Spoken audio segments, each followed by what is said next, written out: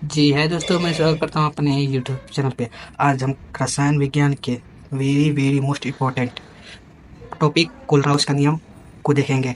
कितनी बार वो क्वेश्चन पूछा गया है बोर्ड एग्जाम में। ठीक है, स्टार्ट करते हैं।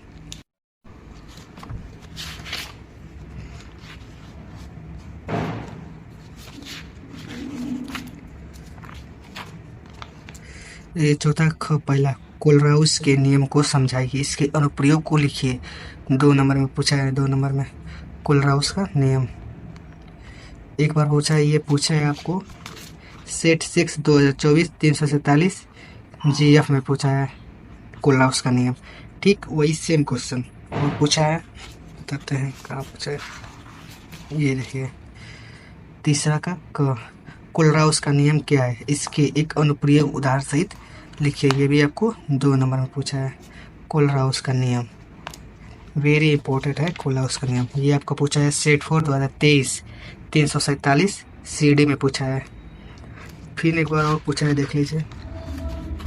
ये पूछा है आपको यहाँ पर दूसरे का है कोलराउस का नियम क्या है, इसके अनुप्रयोग लिखिए।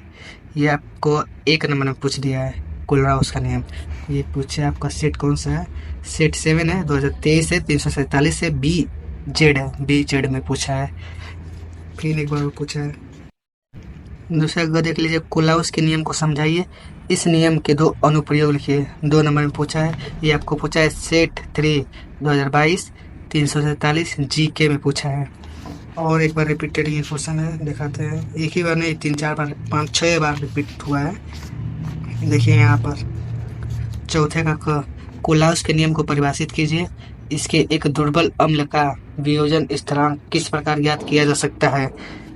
3 नंबर में ये पूछा है कोलराउस का नियम। ये आपको पूछा है सेट 4 है, 222 343 GEL में कोलराउस का नियम 3 नंबर में है। एक बार बताते हैं यहाँ पूछा है। यहाँ देखिए चौथा कोलराउस का नियम क्या है, इसके 2 अनुप्रयोग लिखिए। अनुप्रयोग नहीं, सॉरी, इसके 2 उपयोग लिखिए। 3 नंबर में पूछा है कोलराउस का नियम। ये पूछा है आपका सेट 6 2022 347 GL में पूछा है। और एक बहुत बार रिपीट हुआ है ये क्वेश्चन देख सकते हैं। यहाँ देखिए तीसरा का कोलराउस नियम, बस ये कोलराउस का नियम पूछा है। 1 नंबर में पूछा है।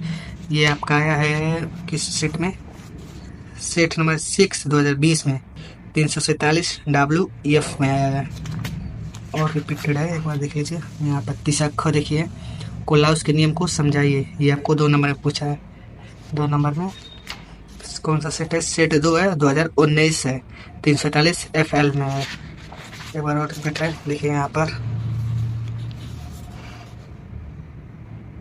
तीसरा का देख लीजिए, कोलराउस नियम को परिभाषित कीजिए, इस नियम का दुर्बल वैद्युत अपघटन के लिए अनुप्रयोग लिखिए। 2 नंबर में ये आपका कौन सा सेट है, ये आपका सेट 6 है, 2019 347 FK में पूछा है। ऐसे इंपॉर्टेंट वीडियो के लिए और टॉपिक के लिए हमारे चैनल को सब्सक्राइब कीजिए। ये था कक्षा 12 के लिए रसायन विज्ञान, मोस्ट इम्पोर्टेंट है कोलराउस का नियम। अगर और ऐसा वीडियो चाहिए तो मेरे चैनल को सब्सक्राइब कीजिए और लाइक कीजिए और कमेंट कीजिए और शेयर कीजिए। Thank for watching.